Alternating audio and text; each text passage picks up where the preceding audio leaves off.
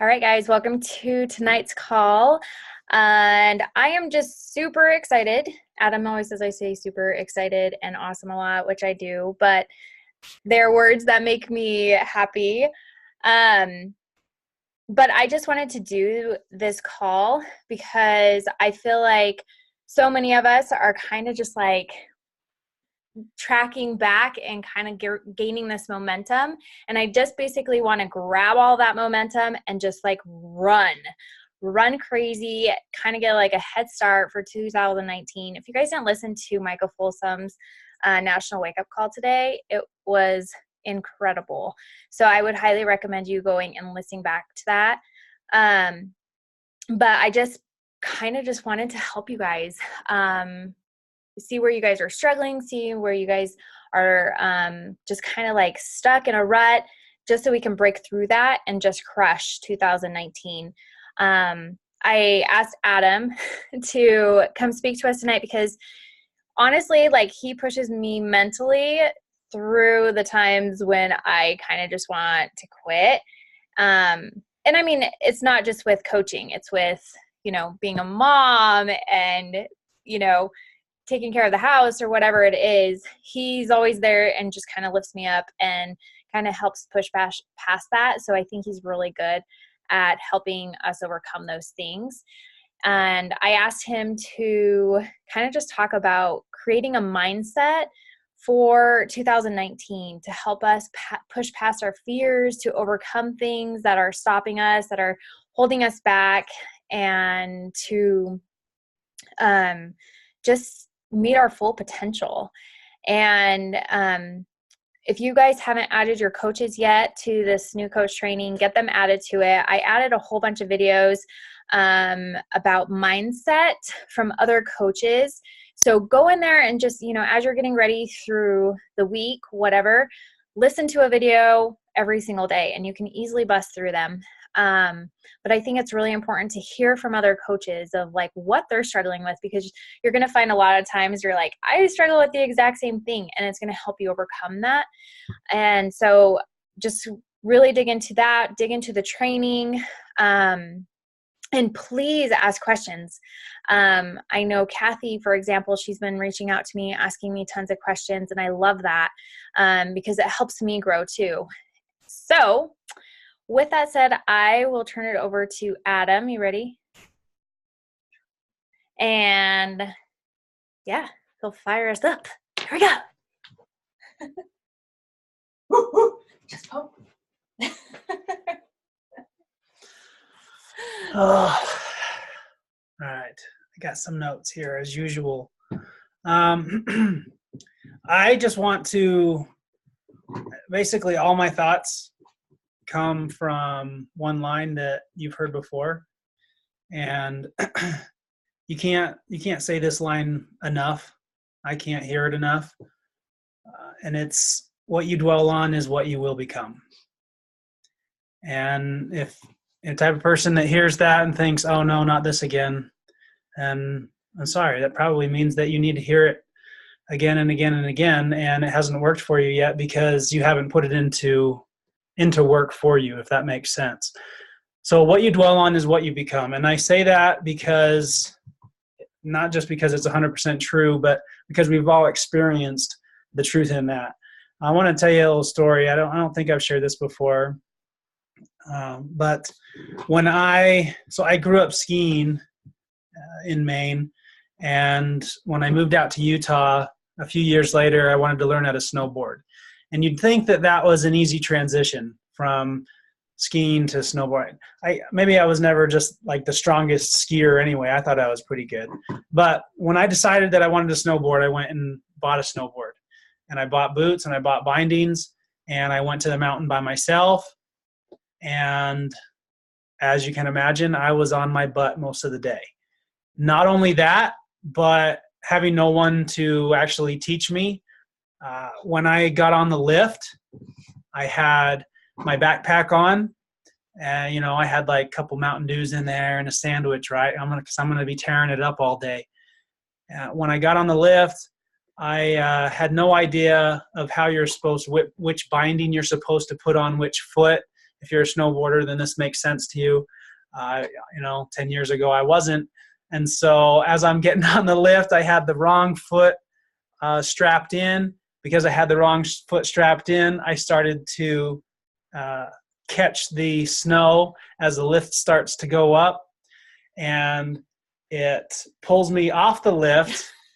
My backpack catches on the chair, and I continue to be dragged for about 20 feet until the stoned lift operator, I don't know if he was stoned, but he's just staring at me, thinking probably I'm stoned, wondering what is this idiot doing as I'm being dragged.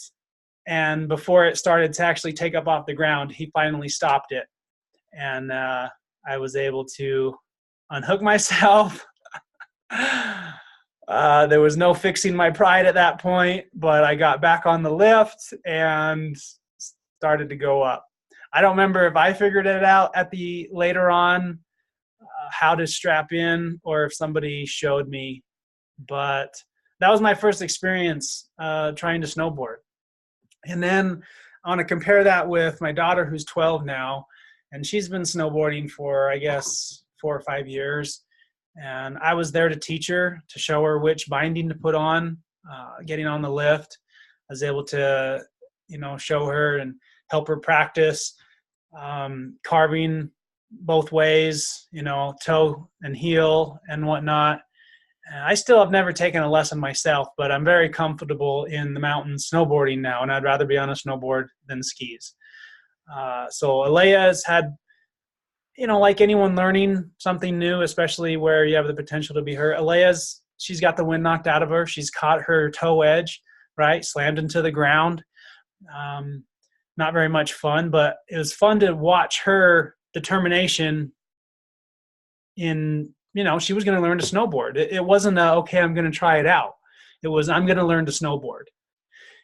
And it goes back to that sentence I said at the beginning, that, how you see yourself is what you will become. She saw herself as a snowboarder, and she has become a really good snowboarder. She's still never had a formal lesson, but I'm very happy going with her on the mountain and spending the day with her. I'm not going to take her on the backcountry yet, or on double diamonds or anything like that, but she's fun to go with. And when I went that day by myself, I didn't look at it as, okay, I'm going to try this out. I saw it as, I'm going to become a snowboarder. And it sucked that day, but I remember laughing by myself, on my butt, sliding down the mountain, trying to figure out how to do this. I saw myself as a snowboarder, and so that's what I became. And it wasn't just believe it and it magically happens, right? It's because I believed it that I was able to put in the work, or that I was willing, rather, to put in the work. And that's what I became. And that's what Alea, my daughter, has become.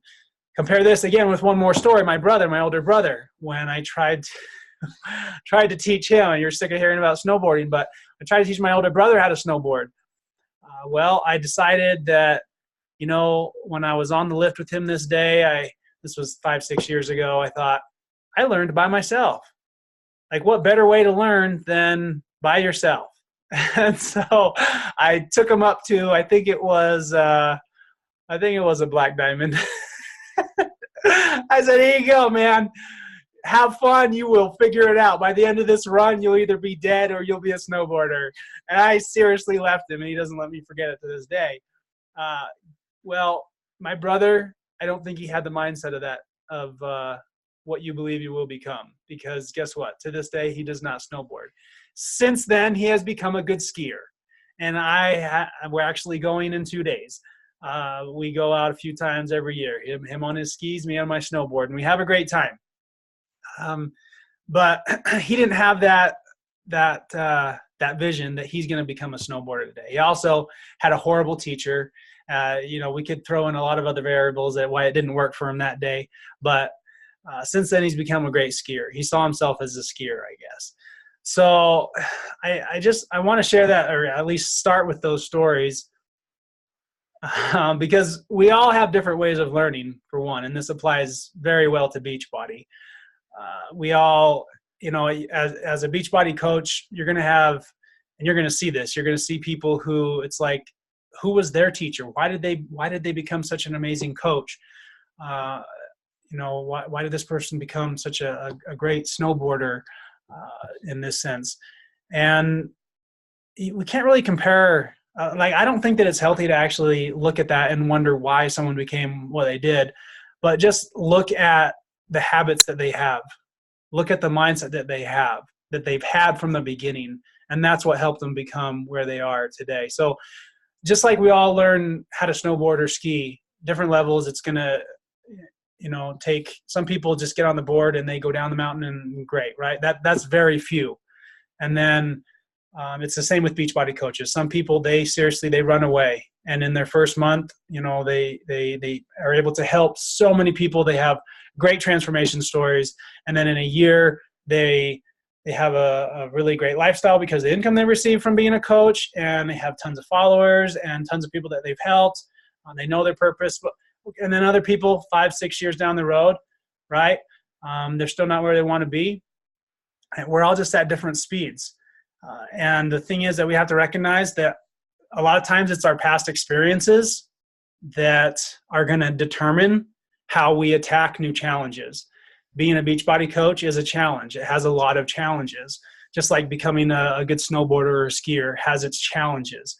And focus, really lean on your past experiences of what have made you who you are, the good things, right? We all have these experiences, whether they're good, whether we can look at them or good or bad experiences, they have helped formed us into a person with some really good qualities. Focus on those experiences, use those experiences, use those experiences for who you are as a Beachbody coach. And I think that can become huge, because then you're showing your vulnerabilities. And people see your vulnerabilities, they are going to want to follow you. They're going to want to, it's like, wow, this person is a real person. They have experiences just like me. They can relate to you. I've shared before, it wasn't until a year or two ago that I would hide the fact that when I was 16, 17 years old, I was diagnosed with rheumatoid arthritis. And it destroyed me when I was told that, and I couldn't join the military, and all these other things, like I had to change my life plans. But it wasn't until a year or two ago, I'm 36 now, that I started sharing that, because I recognized that other people need to see that, right? Like I have these things that I've allowed to hold me back. I have these vulnerabilities, and by not sharing them, people couldn't relate with me as much as they could have, or they couldn't see that, oh, how cool, like this person has, this thing, and they still were able to overcome it. I can overcome my things. Like that's what we need to do with our vulnerabilities and our weaknesses, is share them with others so other people can realize that they can overcome theirs. The experiences that you have had as a person in your life, share those as a Beachbody coach. And I really believe that that's what will help people relate and recognize you as a person. That's the thing that we all have in common, is that despite coming from different experiences, going at different speeds, accomplishing things in different ways, we can all learn. And we have to accept, we have to know that nothing will stop you. If you have the mindset that how you see yourself is what you will become, nothing can stop you. You'll fall over and over again. You'll spend a whole day, if not multiple days, on that mountain trying to learn to snowboard on your butt in the cold snow. But as long as you just keep getting up, you see yourself as a snowboarder, you can't really fail. I know that sounds kind of like, what is this, for fifth graders? You know what? Every adult needs to hear that over and over and over again. And it's the ones that hear that over and over again and listen to it that become successful. I know that without a doubt. Once you make that decision, the thing is, you have to recommit over and over again. You're like, hey, I'm going to be successful at this. I'm not going to let anything stop me. Cool. You've made that decision. Well, guess what? Like shit's going to hit the fan, and you're going to have to recommit again. You're going to have to tell yourself that again, over and over and over again. You know this. We all know this because we're adults and we've seen this. We can look back on our life, and anything that we've been successful at is because we committed. And even when stuff went haywire, like plans always do. We didn't let it stop us.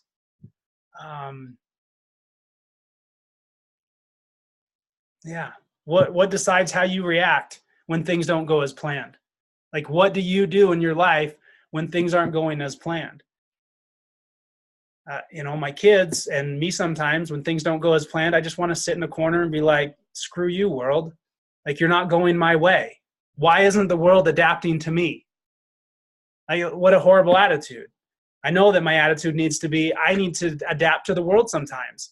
I can see myself, I need to have that vision, but I need to make sure that I'm also adapting to the things around me. And when I have that mentality, I am so much happier because I'm not waiting for the world to adapt to me. I'm adapting to the world. I don't have to wait on anybody. It's empowering to accept that, to know that.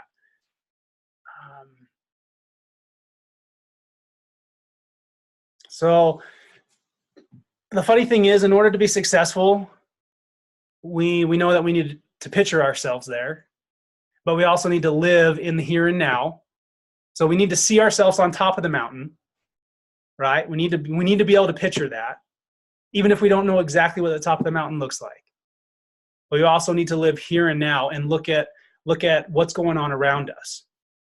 Or else, what's the point of life if we can't enjoy the journey, right? But we also have to accept all the crap that comes along the way while we're on our journey towards the top of that mountain, whatever the top of that mountain is for us. So we have to accept the scratches, the branches that hit you in the face, the sliding down, the take 10 steps forward and then sometimes fall back 20 steps. We have to accept that, but never lose our ultimate vision of what it's going to be like when we're at the top. So we need to ask ourselves what we struggle with. Like, ask yourself that right now. What's the first thing that comes to your head? What do you struggle with? In this case, related to, being a Beachbody coach or trying to make your own transformation mentally, physically, spiritually, emotionally, whatever it is. What do you struggle with? The first things that come to mind are probably the ones you need to work on the most. So once you know those things, what are you doing to fix them? Like, what are you doing to improve? You may have heard, if you've ever listened to more than 5 minutes of Tony Robbins, you've probably heard him say progression is happiness. Right? If you're not progressing, if you're not doing something to overcome the things that you struggle with, you're not as happy as you could be. So you have to recognize the things that you struggle with. Once you recognize them, you can start working on them. So another question is, have you been able to recognize the things that put you in a positive mindset? Can you see the things? Can you see yourself when you just have a great day? Like, sometimes it's just because everything went right? Like maybe it was payday or something from work and everyone was nice to you and traffic was great and no one fought at home, whatever. Okay, sometimes it's because of that. Yes, it's external things. But most of the time, if not like 99% of the time, it's something that's going on up here inside your head. Have you recognized those things that put you in that positive mindset?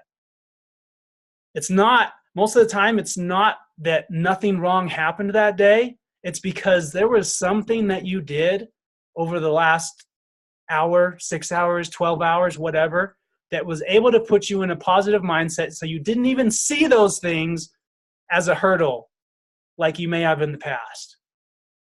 Do you recognize those things that are putting you in a positive mindset? You have to recognize those things.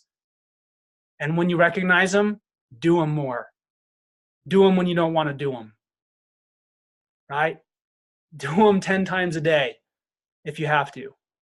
For me, every day it's as simple as when I wake up, within the first 5 minutes, I have taken like 90 seconds just to list off things in my head that I am grateful for. And I try not to list the same things every day. And that instantly starts me going in the right direction towards a positive mindset. It can be the simple things. I've recognized that. I've learned that from other successful people, and I applied it into my life, and I saw that it worked. And so that I do it. That's just a simple thing, right? What are the things that you do that put you in a positive mindset so that when crap comes that day, you don't even see it, right? Crap hits your windshield and you just turn on the windshield wipers, you don't even see it. It's gone because of where you put yourself mentally, because you saw yourself in a certain way and nothing was going to stop you from seeing yourself that way. It doesn't mean that bad things not going to happen. It just means that you see it and you're prepared for it. Have you taken a step back and seen the times where you felt like you could take on the world? I hope that everyone has those times, at least a couple times in your life, where you just felt like you're on top of the world. Nothing can stop you right now. What were you doing when you felt like that? Do more of those things.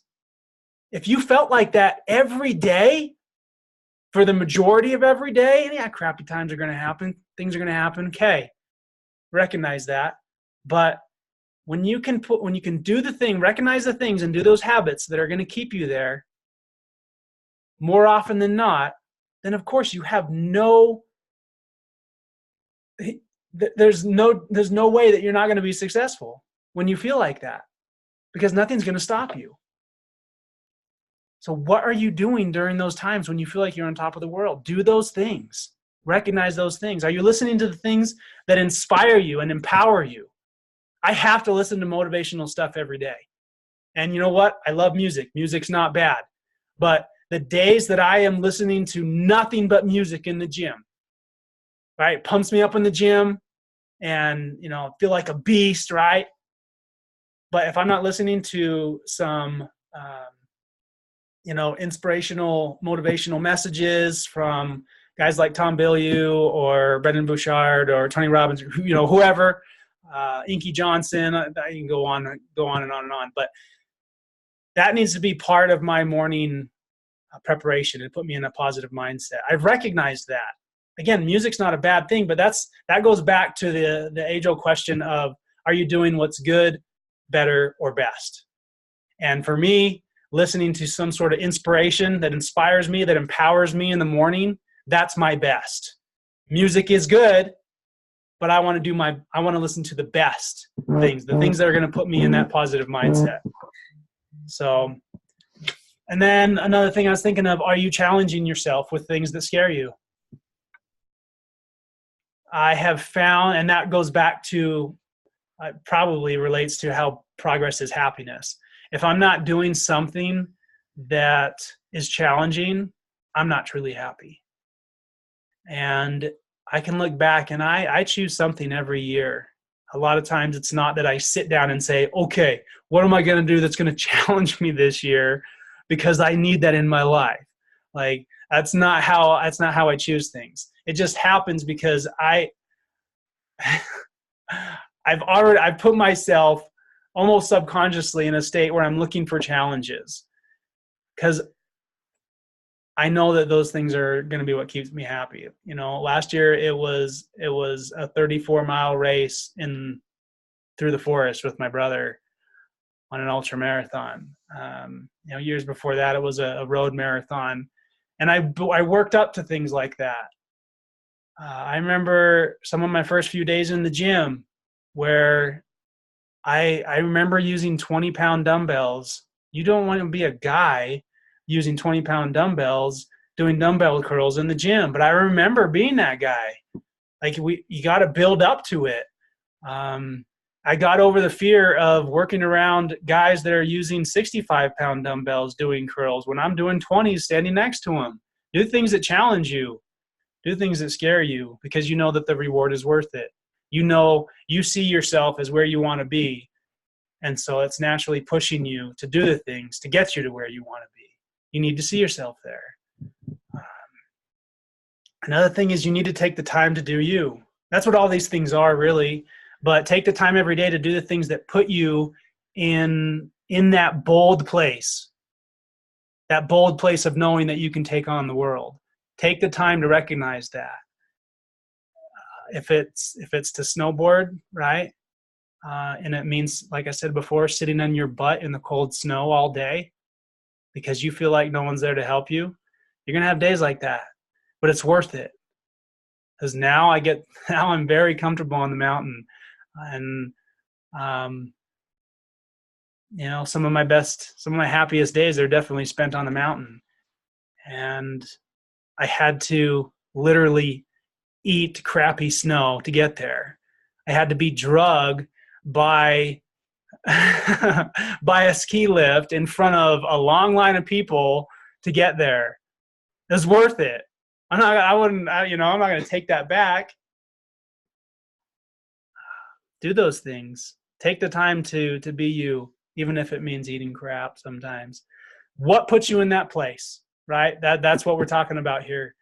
We know that we need to envision ourselves to where we want to be successfully, physically, mentally, spiritually, all those things. We need to see ourselves there first because it's that belief that pushes us to do the work. It's not magic. It's just simply that belief that pushes us to do the work. What puts you in that place? For me, I've told you gratitude is big. Having that vision of a successful future is big. I literally close my eyes at some point every day and I see myself where I want to be in a year, in 5 years, in 10 years. And for a while I lost doing that. I need to do that more. I've started to do that more every day. Do something that gives you a sense of accomplishment. That's one reason why working out is huge. I think it was Henry David Thoreau that, said, don't measure every day by the harvest that you reap, but by the seeds that you plant. Working out does that for me. Like I don't look like Arnold Schwarzenegger. I understand this. But guess what? Sometimes when I'm in the gym and I look at myself in the mirror, I see Arnold. And that's okay. I'm going to have that crazy vision because that's what drives me. That I see that sense of accomplishment every day because I'm putting time in the gym. And obviously that's for my physical sense, but it's also for my mental. That helps my emotions. That helps everything. Do something that gives you that sense of accomplishment every day. Make someone's day. I've found that to be huge. I should probably extend this to Crystal and make sure that I'm making her day more often. But it's usually her that makes my day. But make someone's day. Just take that 30 seconds to make someone's day. Maybe we're always complaining about drivers, especially here in Utah. Maybe it's just letting someone actually go in front of you when it wasn't their turn. I don't know. And finally, like live and laugh at yourself. Laugh and laugh at yourself. Find something. Maybe it's just a little Instagram thing that you follow, or a short little video, or a joke, something. I found laughter is huge, and it's interesting. They find this in survival situations where I just finished this book that talks about why some people survive and some don't. And without question, the people that survive are able to find some sort of humor in their situation, whether it's on a raft for 76 days in the middle of the ocean or in the woods for 3 weeks with no food and water. They're able at certain points to laugh at their situation. It's those that survive. And I think it's those that are successful in life at, financially, if that's what you're looking for. Physically, definitely you have to be able to laugh at yourself. And when we can laugh at ourselves, we're able to overcome fears. We're able to overcome embarrassment. It's still going to be there. We're going to feel it. But heck, maybe that will be one of the things that helps someone else relate to you. So we know this, but I got a few more things. To achieve success, we have to accept failure. We know this. The simplest example that's always given is bringing your muscles to failure. If you want your muscles to get stronger, you want them to grow, right, you have to bring them to failure. And the person who reaches a plateau in the gym, it's because they're not pushing their muscles to failure anymore. I joke around at the gym and say, a spotter isn't for safety. A spotter is to make sure that I'm going to failure, because when I have a spotter, I'm going to go to failure. When I don't have a spotter, I'm not really going to failure. If I don't have the safety net there, I'm not really going to failure. Go to failure in life. And I know that sounds cheesy, but when we're applying that same principle in our life, then that's when our body recognizes, hey, wow, like he's about to fail, or he is going to fail, she is going to fail. That's when your body says, I need to adapt to this and become stronger, or else death. I mean, really, like failure is going to happen. And that's when your body decides it's going to expend the energy to adapt. And a lot of this comes from like 1,000 different thoughts of Tom Bilyeu, who I've been listening to mostly recently, but he talks a lot about this, is how the human body is just an adaptation machine. That's what we're born to adapt to so many different situations. And when we can recognize that and push ourselves to that point where we have to adapt, then that's when we're growing. When we're growing, we're being successful. When we're growing and being successful, we're happy. And we're really here to be happy, aren't we? Like that hopefully that's what we're pursuing, and pursuing it in a way that helps others in a healthy way. So what else we got here? Again, just I go back to recognize the habits that help you believe in you, and do those, and do them consistently, do them constantly, do them when you don't want to do them. Do the things that help you believe in yourself, and don't forget your purpose. Your purpose is going to drive you to work. Helping someone else is going to help you take care of yourself. Again, going back to the book that I recently finished, it's called Deep Survival, by the way. But they found that another thing that helps people survive in these crazy survival situations is that when someone's helping somebody else, they're no longer focused on, just themselves. When they're focused on somebody else, they find that purpose. They remember the purpose. They don't have time to think about the fears or the what ifs or the pain or the discomfort. They're focused on helping someone else. They have that purpose. And so they can't die. You better not die, because your purpose is now to help this other person survive. Apply that to your business life. Apply that to your mental health, right? Your physical health. It helps you rise above your fears, and now you're the rescuer instead of the victim. On paper, I'm a secondary ed teacher. I teach junior high school kids. And they're fed all this stuff, anti-bullying stuff all the time. And that's great, right? Like bullying sucks. But I tell them, I say, you guys, you know what?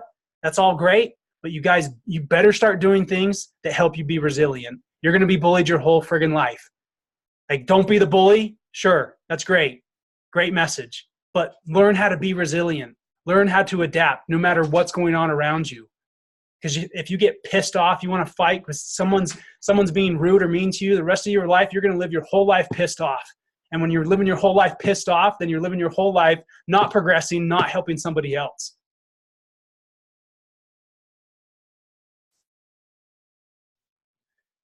And that hits me because I'm an angry person. When I am angry, it's really hard, or I should say it's really easy to forget my purpose. To forget that it feels a heck of a lot better to help somebody else than to just give into the anger and frustration. Anyway, be the rescuer instead of the victim. Don't be the victim. Be resilient. Crap's going to happen. Just recognize the habits that help you see past the crap. Seeing how your efforts help others, it actually gives you more energy, and it gives you more focus to persevere. So don't be complacent. Don't be comfortable with where you're at. That comfort is like the quick fix.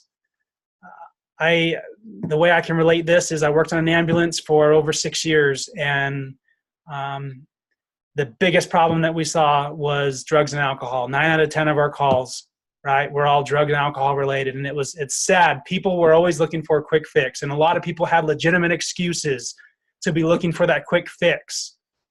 They're looking for a way out, right? They're looking for, even if it's just temporary, some way to get out of the feelings that they're having. Maybe it's from mental illness. Maybe it's from years and years of physical or sexual abuse. Maybe it's PTSD, you know, whatever it is. They're looking for the quick fix. And drugs and alcohol are the way to get there, right? Where am I going with this? How do I start talking about drugs and alcohol, right? Well, it relates to, it's a quick fix, and it's only going to work for a temporary time. If we give in to complacency and comfort, we are giving into the quick fix. It's going to feel good for a while, but then we're going to wonder why we're not as happy as we once were. And it's because we're not being challenged. It's because we're not progressing. It's because we're not doing those little habits anymore that we had to do to keep us in a positive mindset.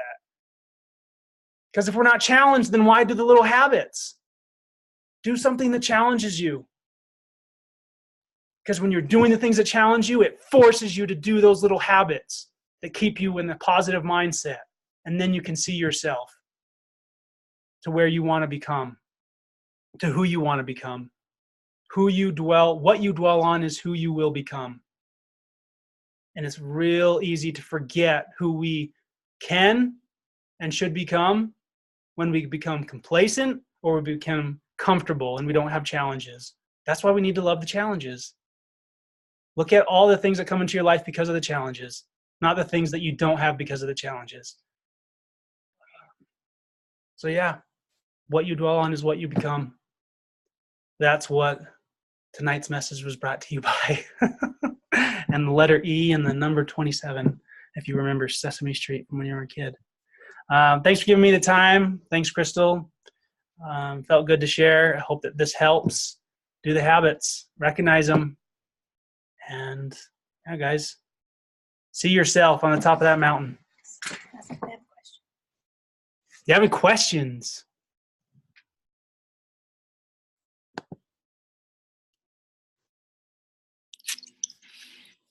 I would like to say thank you. It was really interesting. I laughed my head off when you were snowboarding. I never heard that story. You learned more about your husband when he... I told you that story. Not. First time I've heard it. No, I liked it. I could relate a lot. I liked it. Was in Ottawa, Canada. Canada? Nice. Yes. Canada and sick with an extremely sore throat. Oh. Sorry. It's a challenge, and I don't know how to be thankful for a sore throat, but no. Like, I'm a gym teacher, so you can imagine. Oh, cool. Today we had a tournament, so that did not help. Anyways. Yelling. What ages do you teach? I teach, I don't know how it works in the States. I teach grade 1 to grade 6. Okay. So primary school? Yeah, elementary school. Elementary school, there you go. That, I learned, is the very mentally strong teachers. I've done a couple of those jobs. I picked up like a couple of sub jobs for, I did kindergarten, and that was hell. But then I did some second graders. Some were good. Other classes were also horrible. But that's like, I got home that day